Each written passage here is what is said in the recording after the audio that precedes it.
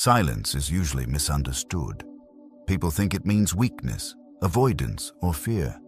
But in reality, silence can be one of the most powerful psychological positions you can take, especially when you're dealing with someone driven by ego. An ego survives on reaction. It needs attention, resistance, and emotional engagement. Take that away, and something strange happens. The dynamic shifts, the control slips, the noise gets louder on their side. Stoic philosophy understood this long before modern psychology gave it names. Marcus Aurelius wrote about withdrawing your judgment, not your dignity. Epictetus warned that the moment you react, you surrender authority over yourself. This video isn't about manipulating people. It's about self-mastery, about what happens when you stop feeding fragile egos and start standing still in your own center. Today, you'll learn 7 clear signs that your silence is doing more than you realize. They feel it, they resist it, and in that resistance, their ego begins to crack, quietly, inevitably, over time, slowly. Sign 1. They try to provoke you, but you don't bite. When silence begins to work, the ego's first instinct is not reflection. It is a provocation. This is the earliest, loudest signal that your quiet has disrupted someone's internal balance. Ego cannot survive without reaction, and when you stop reacting, it reaches for you in subtle ways. The provocation is rarely obvious. It hides behind sarcasm, teasing, passive jokes, or comments framed as just being honest. It may look playful, harmless, even friendly. But beneath it sits a test. Are you still emotionally reachable? Can they still move you? In work environments, this shows up as side remarks in meetings, unnecessary corrections, or emails designed to trigger defensiveness. In families, it appears as guilt wrapped in humor, or criticism disguised as concern. In social circles, it's the backhanded compliment or sudden shift in tone. Different settings, same mechanism. Ego provokes because it is hungry. It needs resistance to feel alive. It needs friction to confirm its importance. When you remove reaction, you remove oxygen. And without oxygen, the ego panics. Most people misunderstand this moment. They believe responding calmly proves maturity. They think explaining themselves restores balance. In reality, any reaction feeds the very thing disturbing the peace. Silence, when intentional, does the opposite. It refuses participation. Stoic philosophy is clear on this point. You do not need to attend every invitation to conflict. Marcus Aurelius warned against giving others the power to disturb your inner state. Epictetus taught that control begins the moment you stop reacting automatically. When you don't bite, something unsettling happens. The provocation lands and finds nothing to attach to. The joke falls flat. The comment echoes back to the speaker, and in that pause, discomfort arises. Not in you, but in them. This discomfort is the crack. Ego expects pushback. It expects engagement. Silence denies both. It does not argue. It does not explain. It simply stands still. And stillness is unbearable to an ego that relies on control. Understand this clearly. You are not being passive. You are exercising discipline. Silence here is a boundary without announcement, a withdrawal of access, a signal that your emotional energy is no longer available on demand. This is why provocation often escalates after silence. The ego tries harder, louder jokes, sharper remarks, stronger attempts. This is not confidence, it is desperation. If you hold your silence through this phase, the power dynamic shifts permanently. You step out of their frame, you stop playing by their rules, and the ego feels the loss immediately. This sign matters most because it appears early. It tells you your silence is working, it tells you control has slipped, and it reminds you that strength is not proven through response, but through restraint.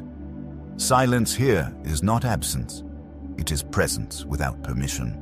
and that is exactly why it unsettles them. At this stage, the discipline required is internal.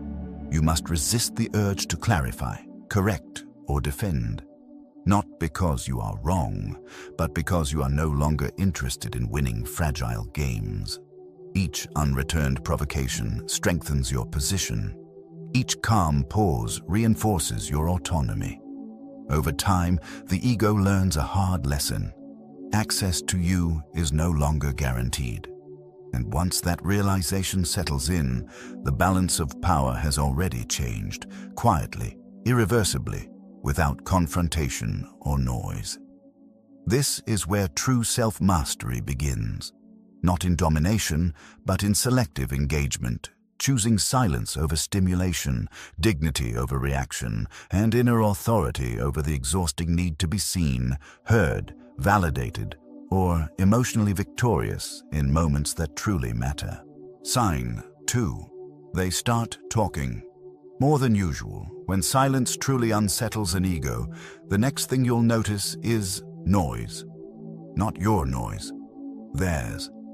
This is one of the clearest, most recognizable signs that your silence is working, and it often creates an immediate aha moment for those paying attention. The dynamic is simple, but powerful.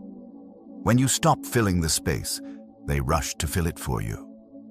Words begin to spill out. Explanations appear unprompted. Stories get longer. Messages arrive more frequently. What once required effort from you now seems to flow endlessly from them. This happens because silence creates a vacuum, and ego cannot tolerate emptiness. Ego needs presence. It needs acknowledgement. It needs confirmation that it still exists in your mental world. When that confirmation disappears, the fear that follows is not rejection. It is erased. To the ego, being ignored feels worse than being challenged. Conflict still means relevance. Silence threatens invisibility, and invisibility is the ego's deepest fear. You see this clearly in conversations. Where there was once balance, there is now imbalance. They interrupt themselves. They over-explain. They answer questions you never asked. They circle back to topics you've already moved past. Not because the subject matters, but because your attention does. In professional settings, this shows up as excessive justification. Colleagues explain decisions in detail you never requested. They narrate their thoughts aloud. They talk through silence as if it were a problem to be solved. The unspoken message is simple. Please notice me. Please confirm I still matter. In personal relationships, it appears as long messages, repeated check-ins, or sudden openness. They share more than before, often too much. Silence from you feels like a withdrawal of validation, and the ego scrambles to restore it. This is not confidence. Confidence does not rush to fill silence. Confidence is comfortable with pauses. What you are witnessing is insecurity surfacing when control fades. Stoic philosophy understood this dynamic deeply. Power is not found in dominating conversation. It is found in not needing to dominate it. When you are comfortable with silence, you demonstrate self-sufficiency. And self-sufficiency quietly destabilizes those who rely on external validation. Most people misinterpret this sign. They assume increased talking means interest, friendliness, or openness. In some cases, it can. But when it follows sustained silence, it often signals discomfort. The ego is speaking not to communicate, but to anchor itself. Your role here is critical.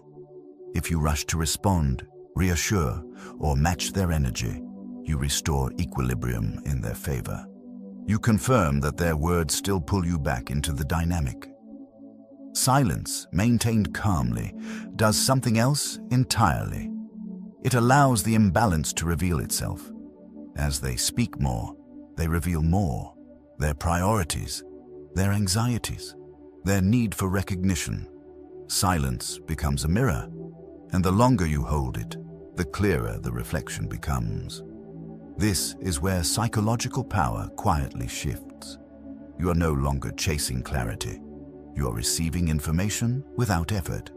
The ego, in its attempt to reassert presence, exposes itself. Importantly, this is not about manipulation. It is about awareness. You are not engineering their behavior. You're simply not interfering with it. And in that non-interference, truth surfaces. Ego talks because it is afraid of disappearing. Silence reminds it that relevance is not guaranteed, that attention is not automatic, that control cannot be demanded. If you remain grounded here, something subtle happens. Their words lose urgency. Their explanations lose force. You begin to hear not what they want you to hear, but what they are afraid of losing. That is the quiet power of silence. It does not shout authority. It reveals it. This sign is unmistakable once you see it. When you stop filling space and they cannot stop talking, understand what is happening beneath the surface. Your silence has removed the spotlight, and the ego, desperate not to fade into the background, steps into it on its own. Do not interrupt this process. Observe it. Let the words flow past you without attachment. The more space you allow, the more clearly the power dynamic rearranges itself. Not through force, not through argument, but through absence. And in that absence, you remain steady, composed, and increasingly untouchable. Sign 3. They reframe the story to save face. When silence continues and provocation no longer works, the ego changes strategy. It stops poking. It stops filling space. Instead, it rewrites history. This is where narrative control replaces direct engagement, and it reveals a deeper level of discomfort. Reframing the story is the ego's attempt to avoid losing without admitting defeat. Rather than facing what happened, it changes how what happened is remembered. The facts remain the same, but the meaning is altered. Context shifts. Responsibility moves. Details blur conveniently. You'll notice this when past interactions are suddenly described differently. What was once their decision becomes a misunderstanding. What was once clear behavior becomes out of context. What was once an obvious impact becomes not what I meant. The ego is not searching for truth. It is searching for relief. This behavior often appears quietly. They speak to others, not to you. They tell a version where they remain reasonable, justified, even generous. You are not attacked directly. You are edited out, minimized, or subtly reframed as the problem. This is not confidence. It is image preservation. From a Stoic perspective, this moment is critical. Explanations feel persuasive because they sound logical. But Stoicism teaches restraint here. Do not chase narratives. Do not correct stories you were never meant to hear. Words can lie. Patterns cannot. When someone consistently reframes events only after losing control, that pattern matters more than any single explanation. Observe timing. Observe repetition. Observe who benefits from the revised version. Ego reframes not to clarify reality, but to protect identity. In professional environments, this looks like retroactive justification. Decisions are explained after outcomes are known. Accountability dissolves into collective language. Mistakes become learning moments without ownership. The story shifts just enough to protect status. In personal relationships, reframing becomes emotional revisionism. Promises are reinterpreted. Boundaries are described as overreactions. Harm is reframed as intention. The ego cannot tolerate being seen as wrong, so it changes what wrong means. This is where many people get trapped. They argue the facts. They present evidence. They demand acknowledgement. And in doing so, they re-enter the ego's frame. The discussion becomes about whose story wins, not what is true. Stoic insight cuts through this trap. You do not need agreement to remain grounded. You do not need validation to remain whole. Silence here is not ignorance. It is discernment. By not engaging with a revised narrative, you deny a power. You refuse to debate fiction. You allow inconsistencies to stand unchallenged, knowing they reveal more than any correction ever could. Over time, this creates pressure. The ego must work harder to maintain the new story. I must repeat it, defend it, adjust it again. And each adjustment exposes instability. Consistency is hard to fake when silence removes opposition. The key discipline here is patience. Observe behavior across time, not isolated statements. Patterns tell you what explanations are designed to hide. Stoicism is not about judging others harshly. It is about seeing clearly without attachment. When you stop trusting explanations and start watching patterns, the emotional fog lifts. You no longer feel compelled to defend your reality. You recognize that truth does not need advocacy when time reveals it naturally. This sign confirms progress. When someone rewrites the past to survive the present, your silence has already done its work. The ego is no longer trying to control you.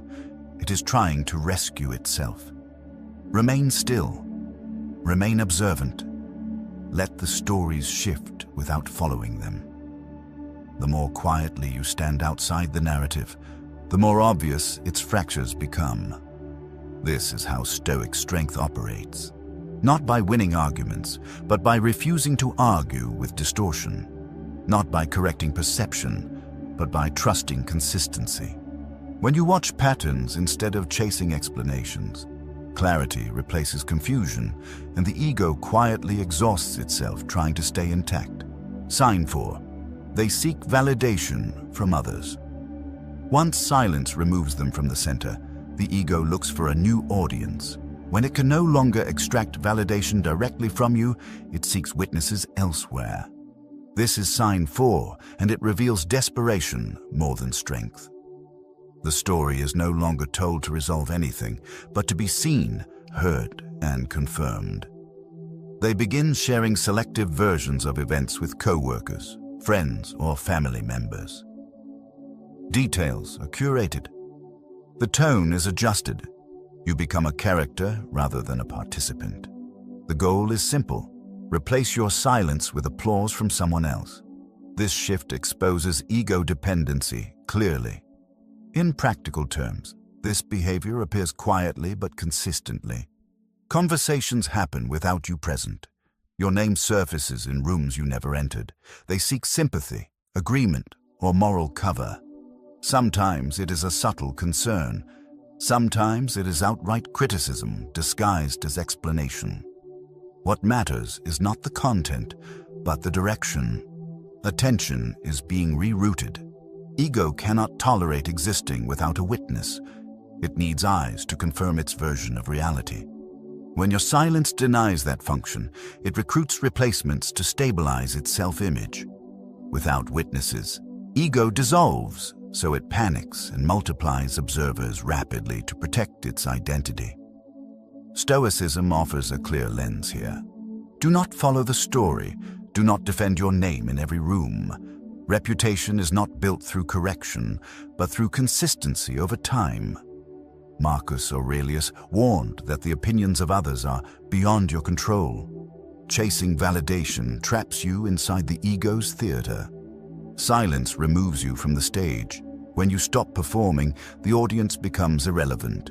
The one speaking the loudest reveals need, not authority. True power requires no spectators. It stands independently, rooted in character, discipline, and internal alignment alone, not borrowed from external approval or fleeting attention cycles ever again. This stage tempts many to intervene. They want to correct lies, clarify motives, or reclaim the narrative. That impulse is understandable, but costly. Every explanation grants legitimacy to the performance. Every defense confirms the audience matters. Stoic restraint asks for something harder. Let the story travel without you.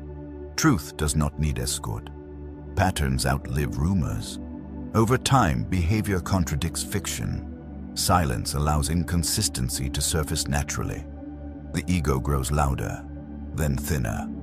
You remain intact, unexhausted, and observant. Distance reveals reality faster than confrontation ever could in complex dynamics, where emotions distort perception and narratives collapse under pressure eventually.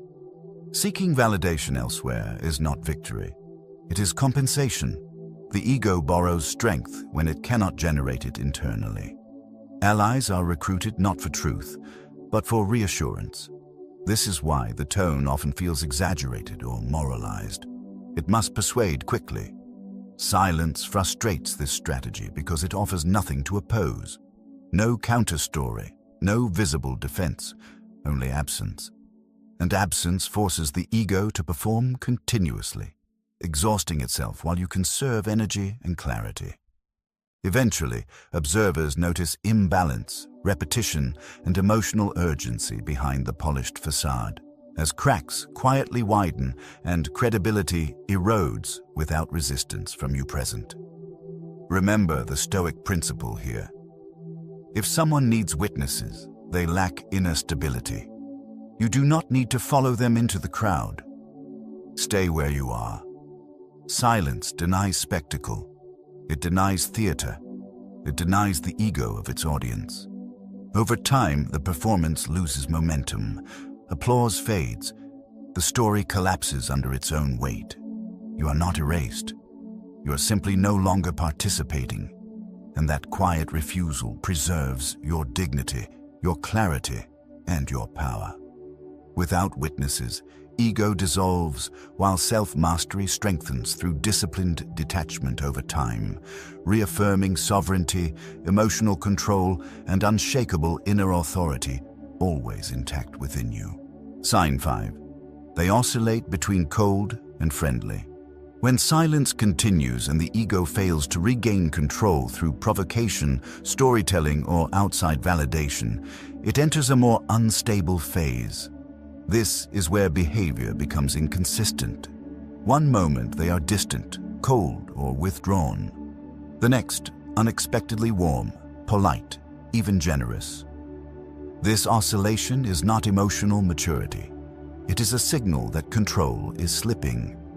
At first glance, this behavior can be confusing. You may wonder if things are improving, if the tension is dissolving, if silence has softened them. But look closer. The shifts are not rooted in clarity or growth. They are reactive. They appear suddenly and disappear just as quickly. Coldness is used as punishment. Friendliness is used as bait. Both serve the same purpose, pulling you back into engagement. Psychologically, this pattern reveals instability.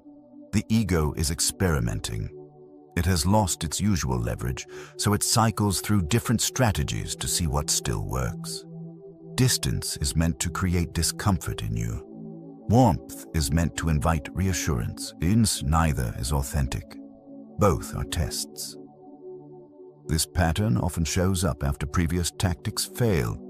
Provocation no longer triggers reaction. Talking more no longer fills the gap. Validation from others no longer restores balance. So the ego alternates signals, hoping one of them will re-establish connection. In relationships, this looks like sudden kindness after detachment, a friendly message after days of silence, a compliment after tension. The friendliness feels unearned, disconnected from accountability. It is not repaired. It is rich.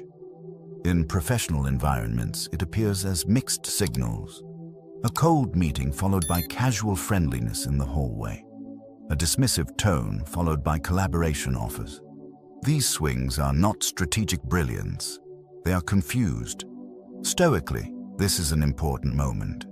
The temptation is to interpret friendliness as progress, to believe the dynamic is normalizing. But Stoicism teaches observation over interpretation. Watch consistency, not moments. Control expresses itself through stability. Loss of control expresses itself through fluctuation. When someone no longer knows which approach will affect you, they try all of them. Cold to provoke anxiety, friendly to invite openness, detached to signal withdrawal, engaging to test access. The ego is searching for traction. Silence accelerates this exposure. Because you do not react, the shifts become more visible. You stop adjusting yourself to match their mood. You remain steady. And against steadiness, inconsistency stands out sharply. This is where many people get pulled back in.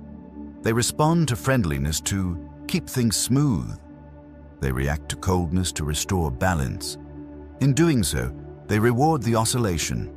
They teach the ego that switching tactics works. Stoic discipline requires something harder. Do not chase warmth. Do not correct coldness. Treat both the same. Calm, neutral, unavailable to manipulation. When friendliness appears, receive it without leaning into it. When coldness appears, accept it without chasing resolution. This neutral stance removes incentive. Without reaction, oscillation loses purpose. Over time, the ego becomes fatigued. Switching masks constantly is exhausting. Each failed attempt reinforces the same realization. You are no longer governed by their emotional signals. This is not cruelty. It is clear. You are not rejecting the person. You are rejecting the pattern. Notice how this stage feels less aggressive and more uncertain. That uncertainty is the signal. The ego no longer knows where it stands. Silence has dissolved predictability, and without predictability, control collapses. This sign often precedes withdrawal or deeper self-questioning, but only if you remain consistent. If you break silence here, the cycle resets. If you hold it, the dynamic transforms. Stoicism does not ask you to harden yourself. It asks you to remain grounded. Stability is the quiet authority that exposes instability without confrontation. When someone alternates between cold and friendly, understand what you are witnessing. Not complexity, not depth, but a system is losing command. Your steadiness becomes the contrast. Your silence becomes the boundary. And in that contrast, the ego realizes it can no longer pull you back through emotional fluctuation. That realization is unsettling, because control once felt automatic. Now it requires effort, and effort signals weakness. By staying composed through these shifts, you do not dominate, you disengage. And disengagement is where the ego finally begins to falter. Not loudly, but unmistakably, as its tactics lose effectiveness and its authority quietly dissolves in the presence of calm, unmovable self-mastery. Sign 6. They can't look at you the same way. When silence has done its work and the ego has exhausted its strategies, something subtle but unmistakable changes. The way they look at you is no longer the same. Eye contact becomes brief, awkward, or avoided altogether. Their posture shifts. Their presence tightens. This is not a coincidence. It is recognition. This sign is quiet, but it is powerful. It appears not in words, but in micro-moments. A glance that breaks too quickly. A forced smile. A stiffness that was never there before. These are not reactions to something you said or did. They are responses to something you stopped doing. You stopped needing them. Ego thrives on relevance. It wants to feel necessary, influential, impactful. When you no longer seek approval, reassurance, or emotional confirmation, that relevance disappears. And once relevance is gone, the ego feels exposed. The eyes reveal this first. When someone feels secure in their position, eye contact is natural. When that position is threatened, the gaze falters. Avoidance becomes a defense. Looking at you directly would require acknowledging a shift in power they cannot explain away. This often confuses people.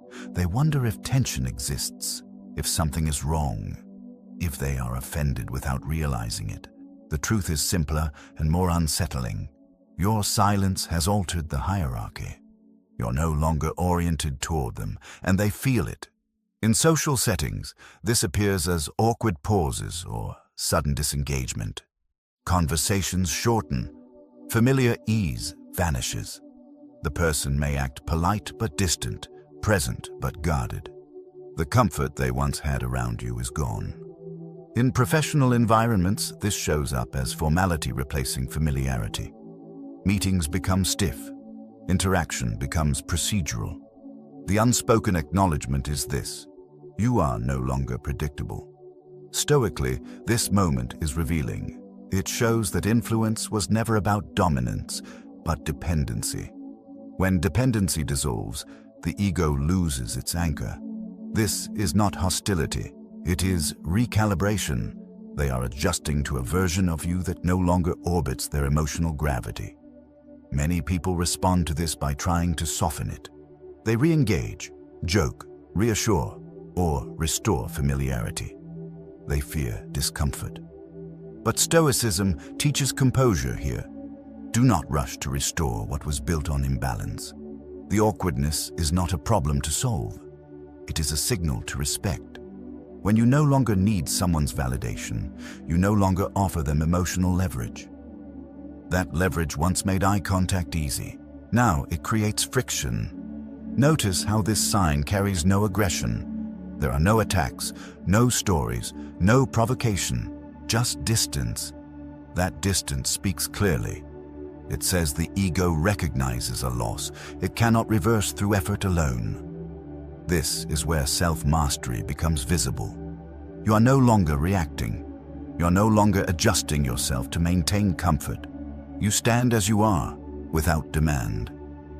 The ego senses this and withdraws slightly, not because you threatened it, but because you no longer support it. This change often triggers internal conflict for them. They feel smaller without knowing why. Their confidence dims in your presence, not because you took something, but because they lost something they once relied on. From a Stoic view, this is confirmation, not victory. It confirms that your silence has restored internal sovereignty. You are acting from self-sufficiency rather than need. Let this sign pass without interpretation. Do not assign meaning. Do not seek resolution. Maintain dignity through consistency. The way they look at you has changed because the way you stand within yourself has changed.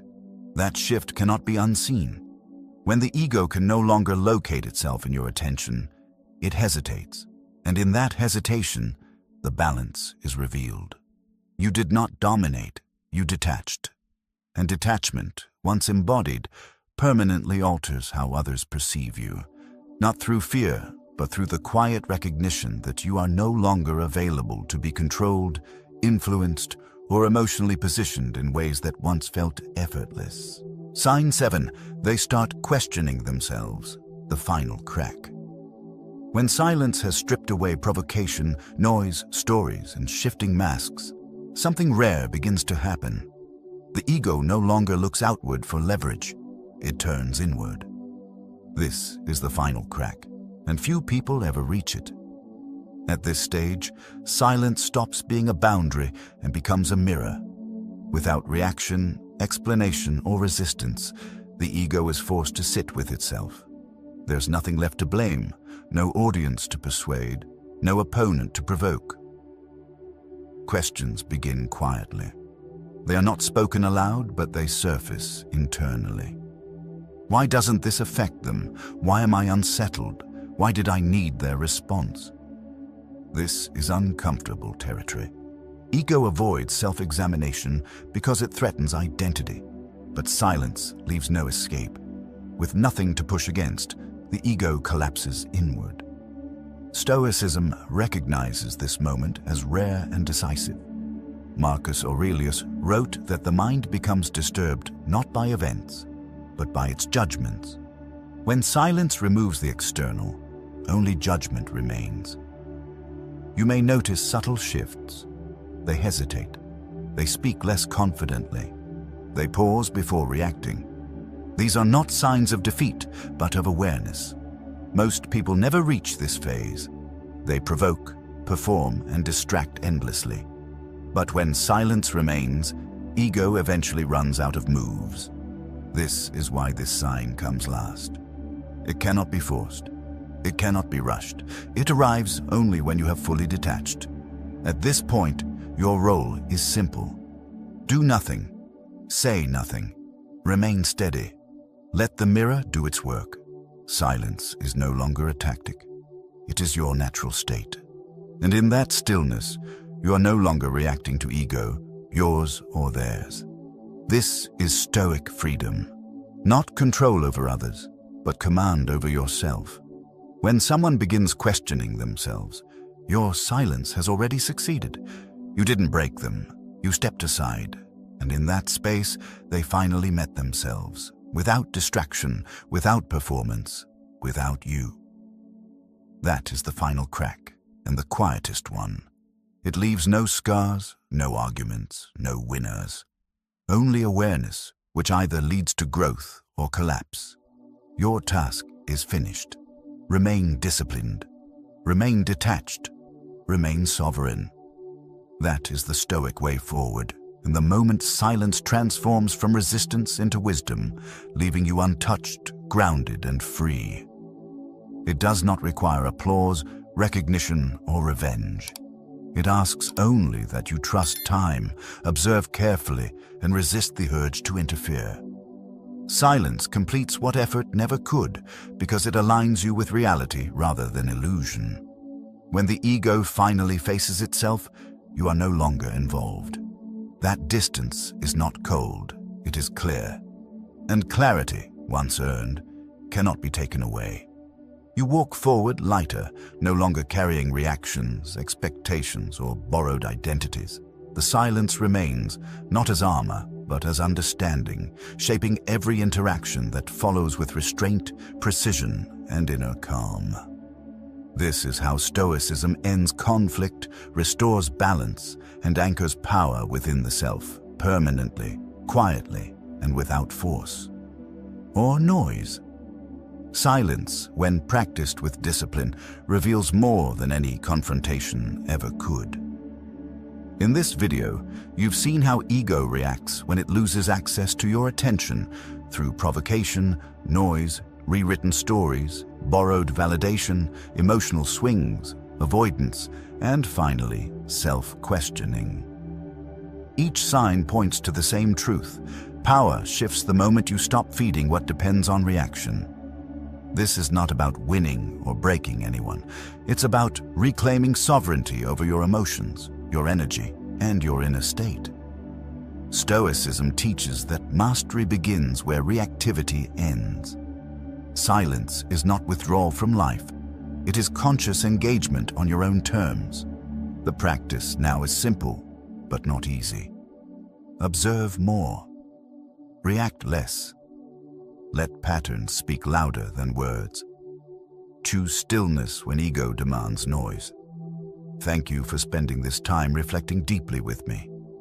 If this perspective resonated, carry it into your daily interactions and test it through experience. Stay grounded, stay disciplined, and I'll see you in the next video, where we continue exploring the quiet strength of Stoic philosophy.